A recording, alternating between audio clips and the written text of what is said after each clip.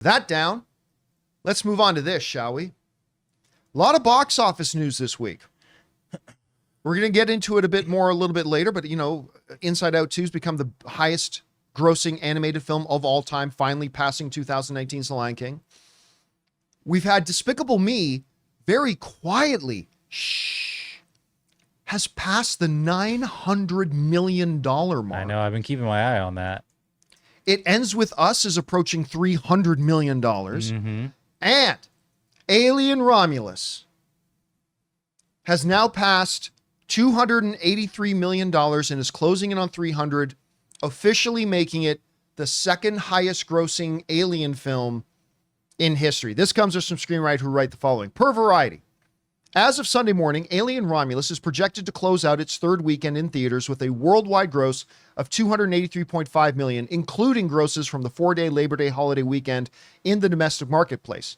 This far exceeds the $240.9 million global haul of 2017's Alien Covenant, making Romulus the second highest grossing movie of the entire franchise.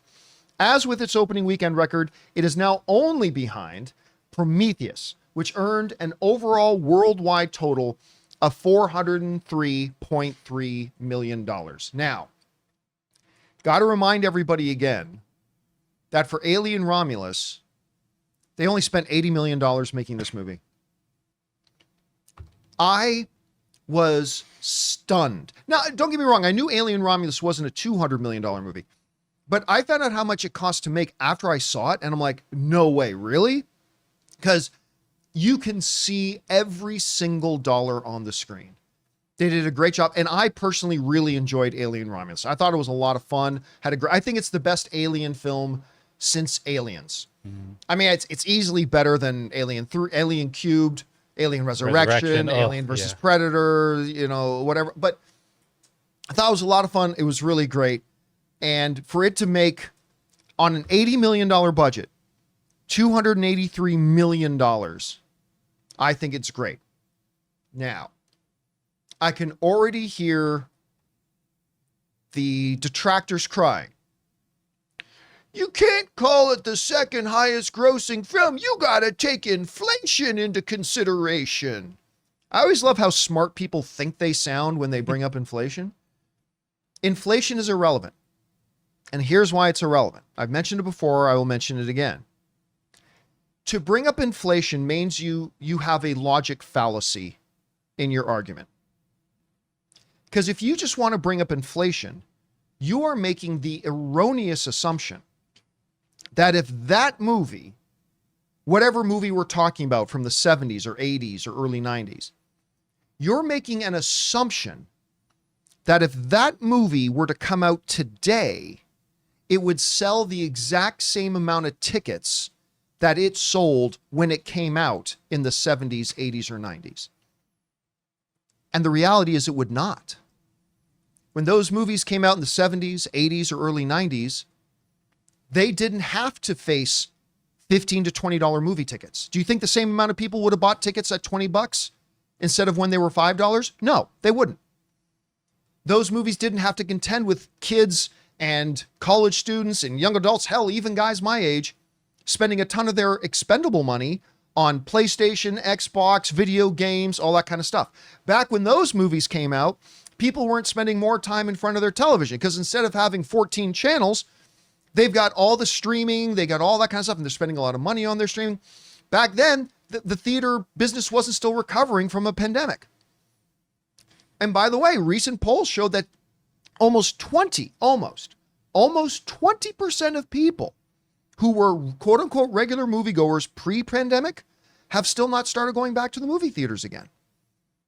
So again, whenever you bring up inflation, it's a fallacy because you are making an assumption that if that movie that came out 25 years ago were to come out today, it would sell the exact same number of tickets. And the reality is it would not have. Because today's movies faced a whole host of variables that movies back then did not have to face. Now, how much fewer tickets would it sell today? We don't know There's no way to know accurately. So that's why it's completely pointless to bring up the idea of inflation. It's a fool's errand. It's a fallacy. It's logically erroneous. Was Prometheus the big comeback for the franchise after the original? Presumably. That's what it was supposed to be. Like the big one that like there was a long break. Well, yeah, but also Ridley Scott was back. Yeah, Ridley So- Scott was back because he didn't direct Resurrection or Alien Cubed or I anything mean like that that. had to help in ticket sales, like people's excitement yeah. for Sure, it. and like, it looked great. you know, The movie looked great. I didn't think it ended up being very good. I thought it was kind of jarbled, but But again, I think this is a massive accomplishment because listen, to a lot of film fans, including me, the Alien franchise was pretty much dead. I mean, if Alien Cubed and Resurrection wasn't enough, it got drilled further into the ground with Alien vs. Predator and Alien vs. Predator Requiem. Both films that I contend there is some fun to be had in both of them, even though they're not great cinema. But this was a dead franchise.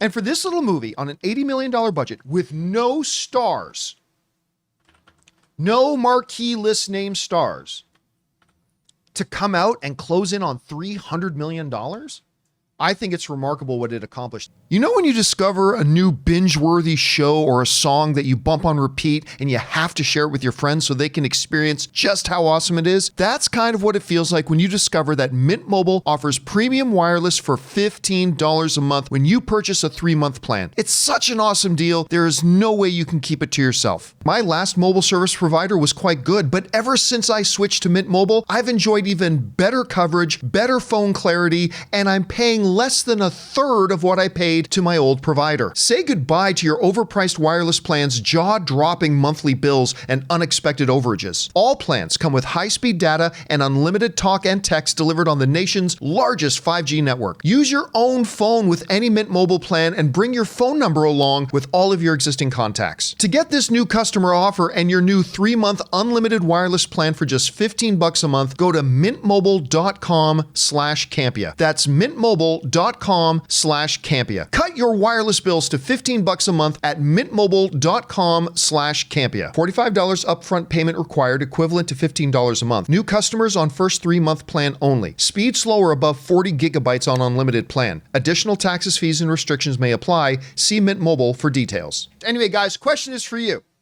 What do you think about this? Alien Romulus is now officially the second highest grossing Alien film of all time. Not the second best. I mean, the first two best will always be Alien and Aliens. But, I mean, it marks a bit of a comeback. It's breathed new life into the franchise, and it's made bank for the studio. Whatever you guys think, jump down into the comments section below and let us know your thoughts. Hey guys, thanks so much for watching this video. Make sure you like the video, leave a comment, and subscribe to our channel. And don't forget, we have a daily podcast called the John Campea Show podcast, available on Apple Podcasts, Spotify, or your favorite podcasting app of choice. Go and subscribe to it today so it'll be there when you need it.